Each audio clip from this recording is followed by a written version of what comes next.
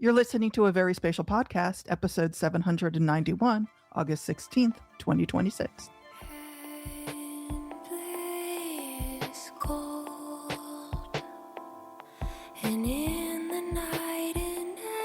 Hello and welcome to our Very Spatial Podcast. I'm Jesse. I'm Sue. I'm Barb. And this is Frank. And this week we're going to be having another interview from the Esri UC once I figure out which one to use this week.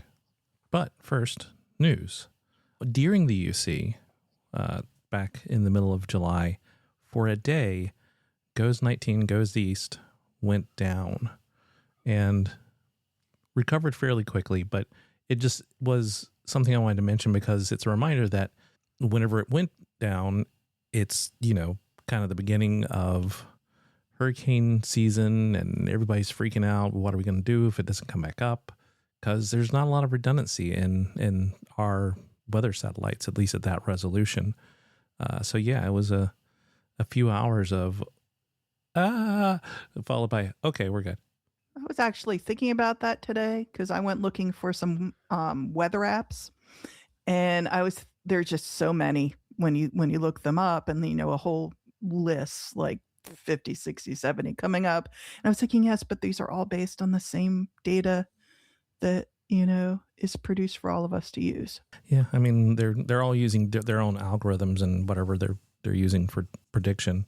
But yeah, I mean we're relying on this combination of satellites and radar locations across the United States and of course around the world for everywhere. But it's this infrastructure that up until a year and a half ago, we kind of took for granted, and then now we're taking a little bit less for granted and just kind of freaking out whenever something goes a little bit wonky.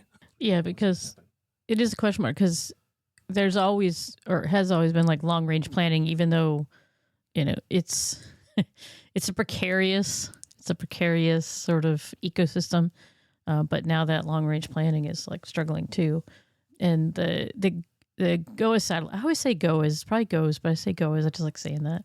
The GOES satellites are geostationary, and they capture the same part of the Earth each time. And it's some of the other satellites do things differently. So it's a type of data set I'm not sure there's too much backup for.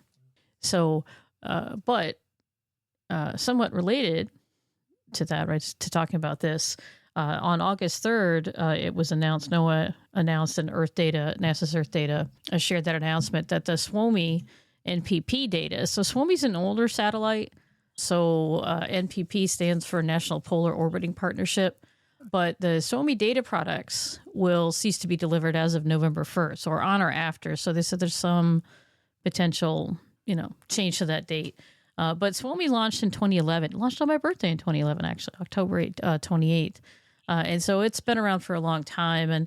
And if you don't work with weather and climate, you probably aren't familiar with it. But it had on board visible infrared imaging and a couple other things, ozone mapping and profiling, and the Ceres sensor, which was about clouds and radiant energy. So for those, though, that were looking at climate, Suomi data was actually really valuable, is really valuable. So there are some newer satellites that have some of the sensors, but not all of them. So the VIIRS sensor, the visible infrared, is on board NOAA 20 and NOAA 21. So NOAA 20 launched in 2017, NOAA 21 launched in 2022. So, kind of what you're seeing, right, is these satellites have an expected lifespan. And most of the satellites, I think, that we've launched in the Earth observation space have lasted beyond their projected lifetime. So we are relying on satellites for amazing data, but it's something where they could cease operating. And we have had glitches. We remember the issues with Landsat 7 and with others that we've talked about over the years. So in any event, if you are a user of Suomi data, you probably already know this, but if not, you could check out the link in the show notes to one of the announcements that will kind of direct you to what to do. This is kind of one of those, it works great till it doesn't situations. There's a reason that GPS has so many redundancies, and I think that we really need to think about, I don't even say as a country, because there's other countries that have the same issue, increasing our contingencies for a lot of the satellite data. Well, and to be fair, between ISRO India and ESA Europe, there have been a lot of redundancies that we can access fairly straightforward for various use cases. Some of them, they're cost recovery, some of them are available for free, but there is some, but it'd be nice to see more. I'm just a little worried right now. That's all. That's assuming all international agreements are being held to in a reasonably, competent way, which, not to turn it into a political podcast, but we are obviously seeing in the United States where what we experienced in this shared satellite space 10 years ago, even much less 20 or 30 years ago, are somewhat being challenged a little bit should make people start going, hold on a second. There's some weave of science and technology that's important, has the potential to be screwed around with. Yeah, and I think another thing too that's thinking right is that you are seeing private movement into this space. It has focused, I think, on imagery, just capturing the Earth to most extent. But a lot of the sensors that we're talking about for this type of thing are specialized sensors that are for monitoring those variables that help us understand climate, so short-term weather and longer-term climate. And you have to have a commitment to that. But as more and more things move in the private space, that means that the control is not with public entities. And so, there's question marks there. But it's very, very expensive to put together a satellite. It takes years to develop the sensor, and the satellite vehicles, maybe that's a little bit easier, but it's a lot of work. And the next Landsat mission is been under development, under construction. But a lot of these specialized things, really, I think the Sentinel missions and stuff are leading the way with that. And they've got another launch coming up that we'll probably talk about next month. So yeah, I agree. It's just, we need it. We need the data more than ever, but it has to be out there in awareness to the commitment to keeping the programs going. Yeah, it's kind of, this is going to be a mini rant, but we're at this point where we have, in the United States, a government that is arguing heavily for the use of AI, and yet the AI needs the data to do a lot of the things that the companies want it to do. And so the pulling back from the data collection is going to impact their desire to move forward with the AI. But I don't know. I don't think they necessarily see how the two relate, since they're politicians. But no, I think this is similar to what happened with Google Maps, that there was a lack of understanding of the source of the data. That they were the ones actually creating the data, that they were saying, oh, we should be able to do this. That AI is somehow creating the data, but it's not. It's using it. I did want to add something a little lighthearted to this, only because I read an abnormal amount of zombie post-apocalyptic fiction, and in it, all the time, the satellites just all keep working.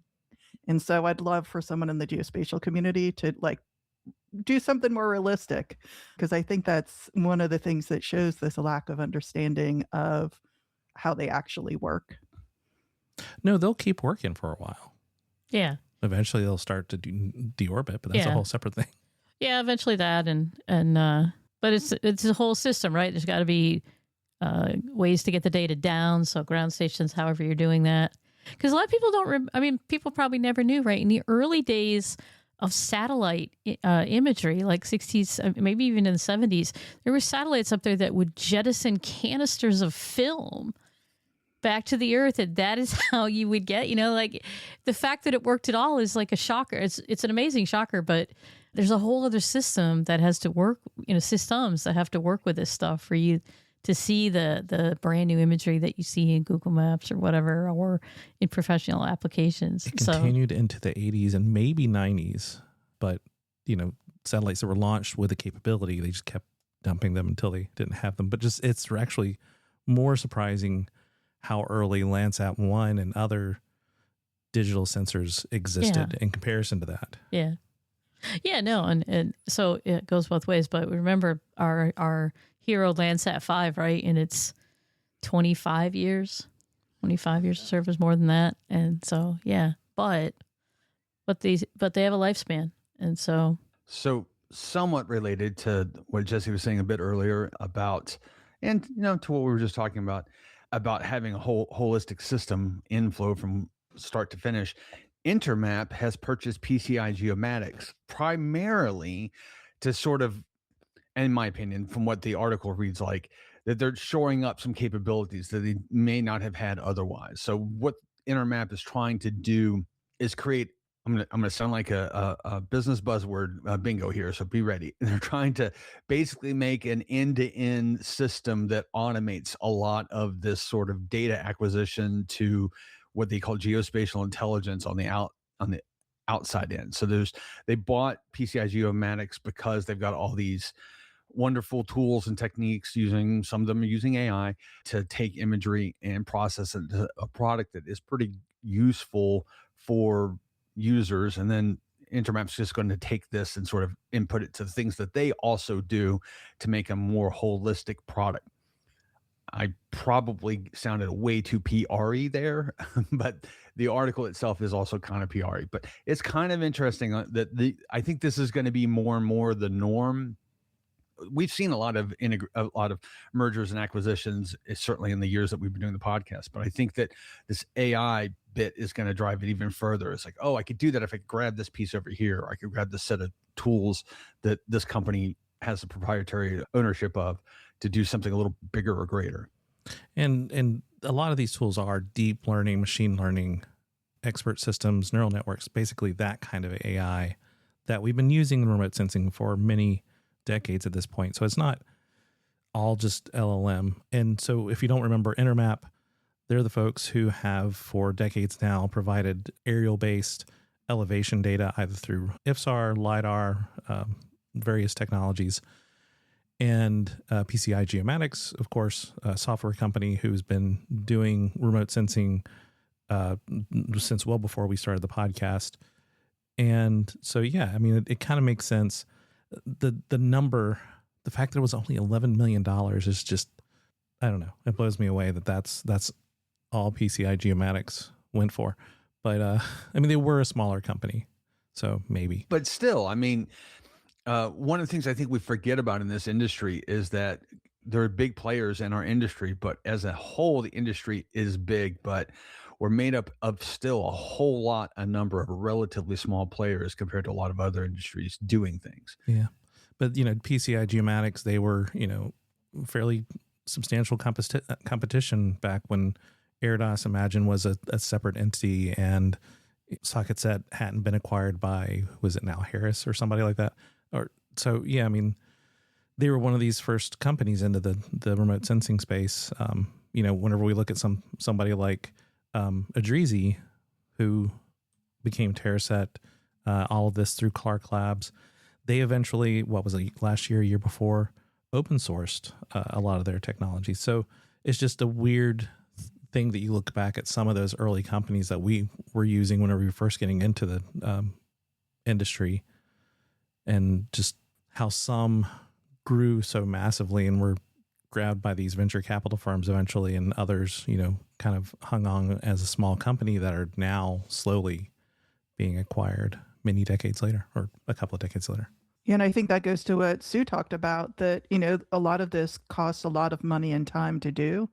And, that's why it might be slow for people to, do something like venture capital, because, they want something quicker. So it takes time for companies that are taking time, and it costs a lot to do what they're doing to mature like that.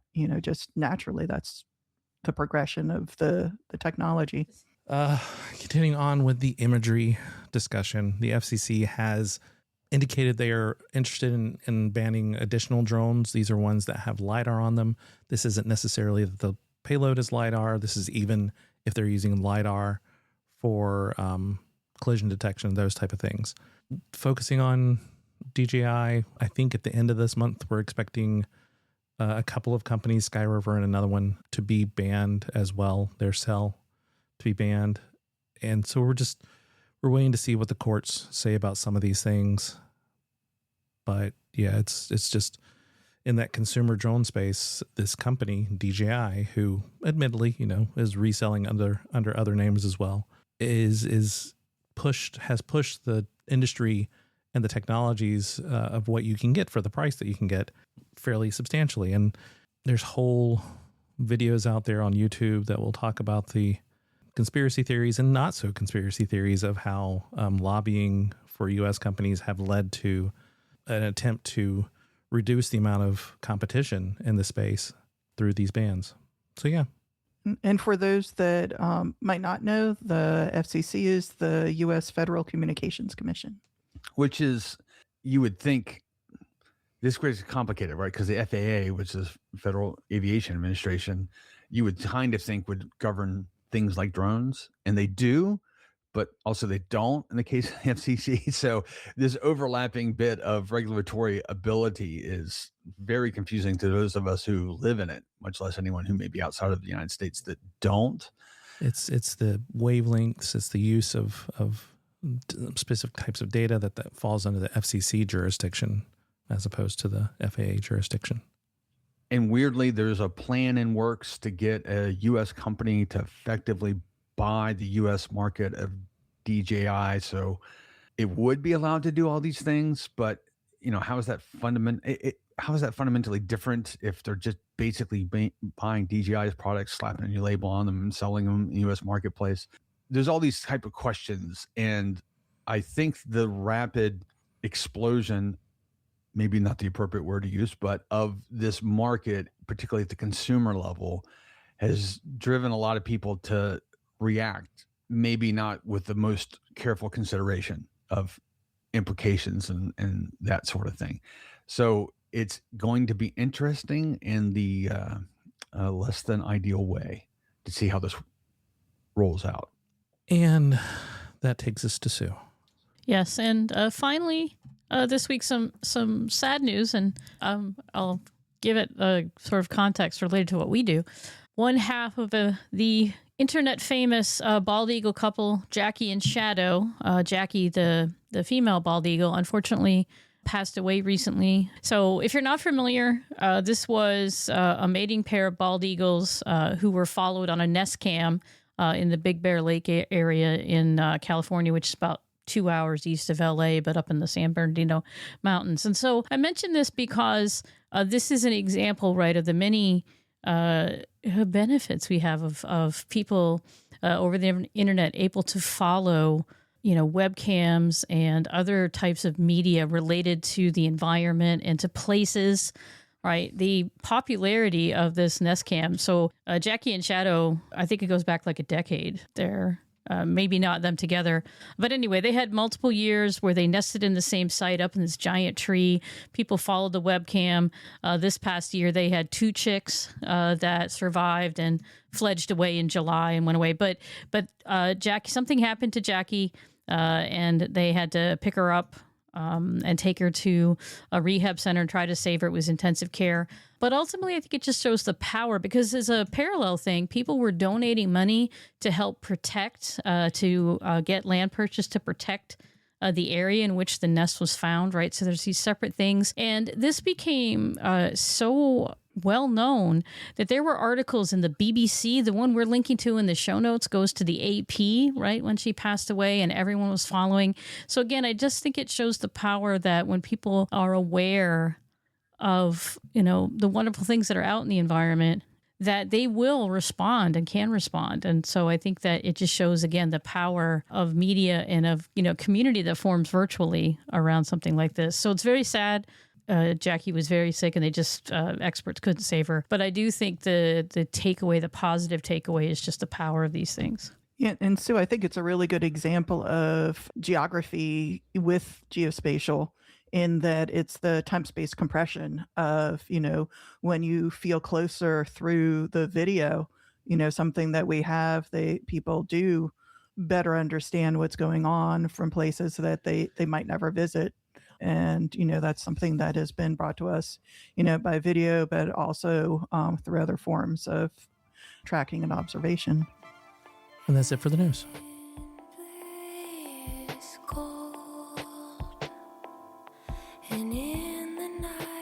On to the web corner this week. A quick discussion of how you can make things for your 3D, or with your 3D printer, I should say. Mini Skyline is a newer version of a tool that has existed for a while under different names, but different people put it together.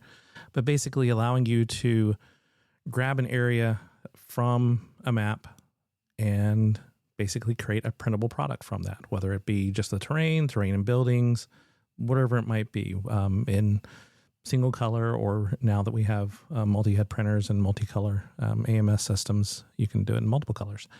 And so if you are interested in how you can do this, or just creating a 3D model that you could toss online of a certain area, you can head over to miniskyline.com and check out the tools that they have there. And this would be really great for anyone that has to earn a badge for, Boy Scouts, Girl Scouts, 4-H, or anything like that to earn the ones that have to do with GIS.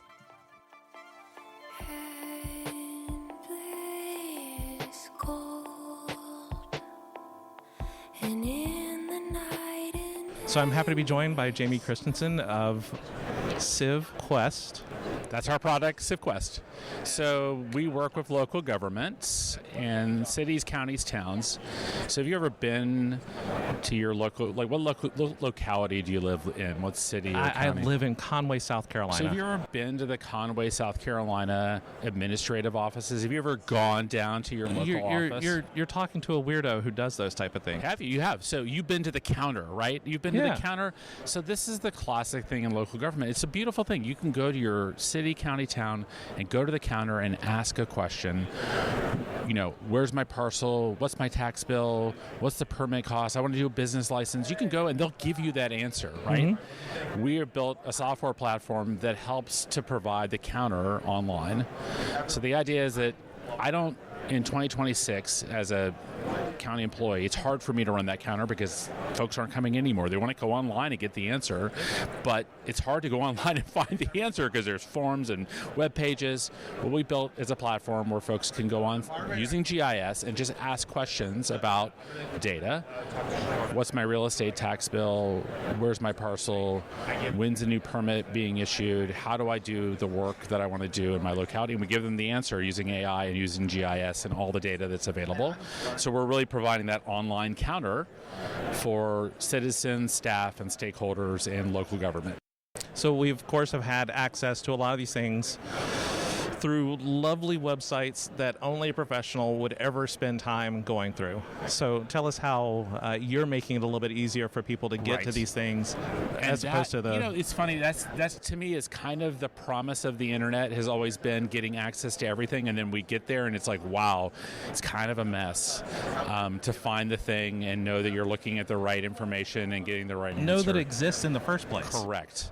And so one of the really promising things about AI is that it can be, if done in a way that's safe, secure, and is thoughtful, it can be the answer engine for local government, because all that data and capability is there, and if you build it right, and if you're thoughtful and, again, safe and secure, you can give folks a front door where they can just ask the question in plain English and say, how many properties were sold last April for over $500,000 that were zoned residential and have permits that are open? Like, that's a question you would just ask at the counter, right? And our tool set can look at all the data and, again, safely and securely provide that answer to the user in a way that's consistent, and right there online is like, this is what you're looking for, this is the thing you need, and give them that feedback loop and that answer that they're looking for. Okay, so we're starting with a chat prompt. And so what is the return from that generally going to look like? It's going to look like a map and a text feedback loop. So we're going to see our selection of the different parcels that meet the criteria you just mentioned, and the actual report from that. Correct. So you would get your classic, if you went to the counter, they would print you a property card. We're going to have that property card. Also, we're going to give you an interactive map because you might have more questions. And guess what? I can give you those answers because you're not at the counter where there's 5 people behind you in line waiting for their next thing. And so it really is that feedback loop where you can refine the question and go, well, that's not quite actually what I thought I was going to get. Let me give you a refinement on that. I actually want to know properties that are owned by an LLC, because what I'm really interested in is LLC properties. So refine that a bit and like, okay, great. That got me from 100 records to 20. Now I can manage that a little bit and refine it. And then again, get those property cards, export it to a PDF, create a PDF file or CSV file or Excel file, and get the data out that I'm looking for. Can you give us an example of a municipality or county that you're working with already and how they've kind of gotten excited about? Yeah, so City of Chesapeake, Virginia, in southeastern Virginia, it's about population of about 300,000, really rapidly growing. So in that suburban-urban interface in Hampton Roads, their assessor's office uses our tool as a replacement for their, counter in some ways. They still have the counter. Don't get me wrong; it's a beautiful thing. You want to still have that capability, but people want to get online, and folks can go on and if you're a real estate agent, you can say, "Show me all the sales in the last week." It provides that feedback loop, and you can sign up for a notification right there and they say, give me that as an email notification every week now for the rest of time, so that you don't ever have to ask the question again because the question's been asked. It's like, do you want this as a notification? Sure. Give me your email address and I'll send you that answer every week as it changes, because data changes. So a real estate agent, they want to know what's happening in the locality, and they can ask, what are the last sales in the last week? Great. And get the comp list. What other comparable sales are happening in those same neighborhoods? So for the real estate agents, great. The assessors can log in and they have access to even more data.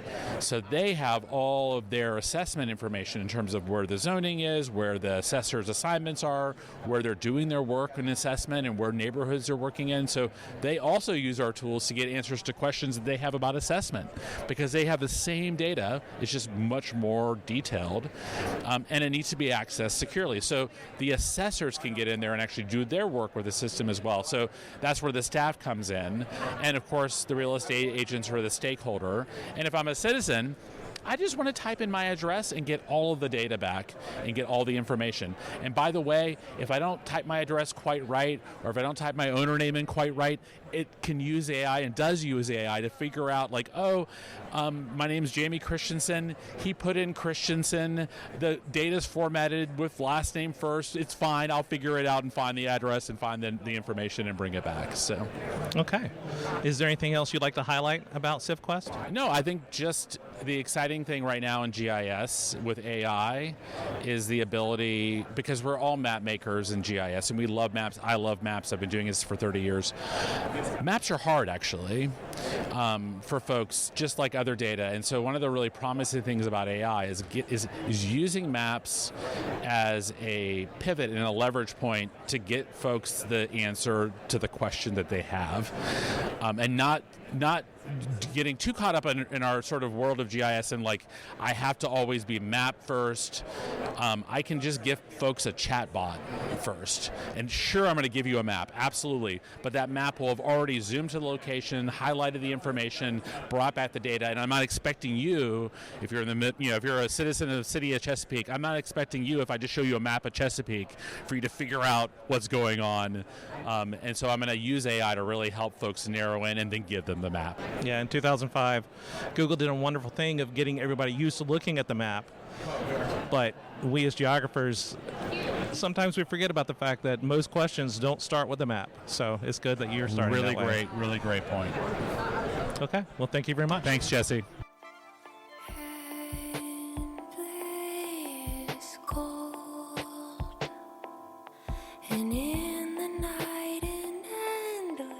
So I'm happy to be joined today by Alex Navarro, who is at Map of Life here at the Esri UC. Thanks for joining me. Yeah, thanks for having me. So can you tell us a little bit about Map of Life? Sure. So we are a startup that spun off of the Yale Center for Biodiversity and Global Change. And essentially, we map species across the world. So we can pinpoint any location terrestrially on Earth, so anywhere on land, and tell you all the species that are expected to occur there. And then with that information, we could do some really interesting things. So we can say, okay, should we prioritize this site for conservation? If so, how much global contribution will will it have to our overall conservation goals? We can also do things like, let's say we're working with a business. How are your business activities having impacts on the species in this area? And on the flip side, how is the state of biodiversity and ecosystem integrity impacting your business? So let's say they're sourcing a commodity like soy. What species occur here? What ecosystem services do they provision? And if you lose those species, what does that mean for your bottom line? Now, of course, we're in an era where sustainability and resilience is important, sometimes undervalued, especially from business. So how have some of the companies that you've been working with been taking advantage of the opportunities there for sustainability and resilience in these areas? Yeah, great question. And like species in particular and biodiversity have been largely undervalued in the sustainability conversation. So it's like a niche within a niche. Fortunately, there has been a lot of traction over the past few years, largely because of the UN had the Global Biodiversity Framework.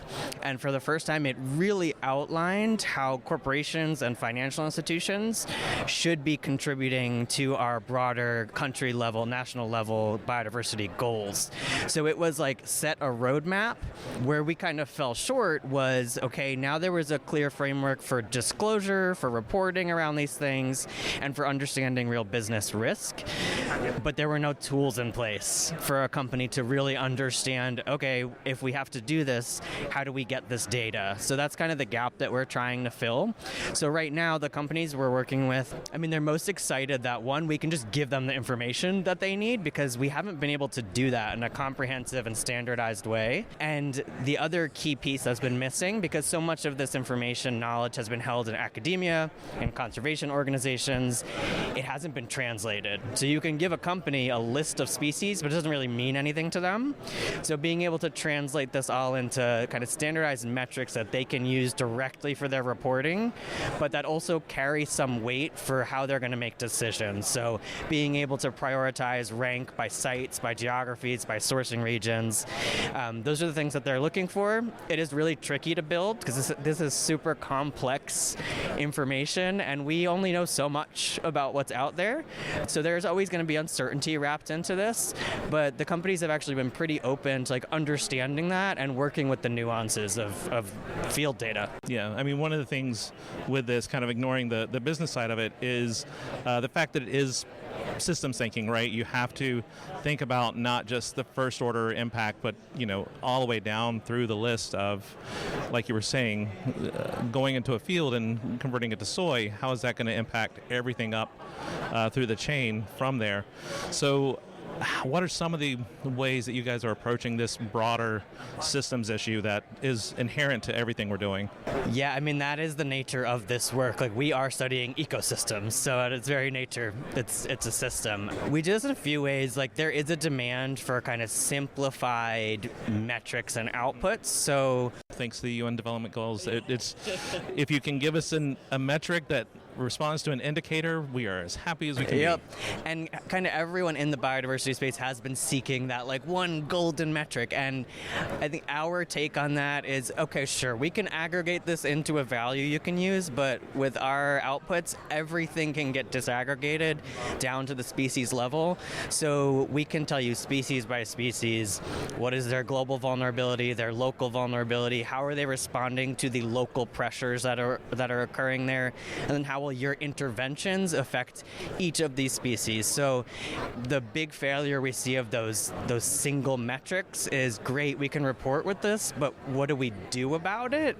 You can't get down to the actual intervention level to make any kind of real decision. So like when it's fine for maybe reporting, but when it gets to that facilities manager, the land manager, it's functionally useless. So that's been our approach, is we can give you both of those things, and depending on who is using it within your team, they'll find different values and different pieces. The other thing, kind of on the systems level thinking, we're all like, we come to this as ecologists first, and we have all done different types of field collection, and we know the realities of it. So one nice thing is we are able to ingest local data. So anyone we're working with, if they already have local information, or if they just want to know the most cost-effective of design for getting more data and validating these kind of large-scale like remote sensed model outputs. They're able to do that, so we can ingest that into our dashboard, we can refine models, and ideally we like for them to also contribute that to the local publicly accessible data when they're able to, if it's not confidential materials. So we're like building out the public infrastructure at the same time. Nice. Okay, well, thank you very much. Is there anything else you wanted to highlight about Map Up Live? No, I mean, I think we're just really excited to be here at Esri this week because, this is obviously not just like a biodiversity-focused event, but we are an Esri startup partner, and they've been super supportive. And we work with companies, but also national governments. So we have a really strong Esri relationship, and we're building out national biodiversity information systems for national governments in partnership with Esri. So that's a whole other side of the work that's super important. Okay. Thank you very much. Yeah.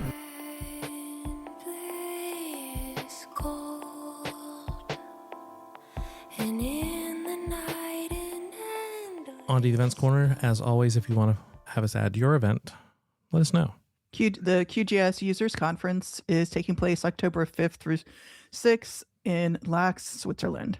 The European Association of Aerial Surveying Industries, EAASI, is going to be taking place November 17th to the 20th in Alicante, Spain. Of course, if you would, like to share your knowledge, go to a conference.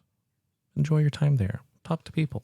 Virtual, in person. That's right. All good. We're entering the season for AAG regional conferences, so maybe you're going to one of those. Yeah. The abstracts are probably still open for a lot of them. But if you'd like to reach us individually, I can be reached at sue@veryspatial.com. I can be reached at barb@veryspatial.com. You can reach me at frank@veryspatial.com. I'm available at Kinda Spatial, and of course you can find all of our contact information over at veryspatial.com/contact. As always, We're the folks from Very Spatial. Thanks for listening. We'll see you in a couple weeks.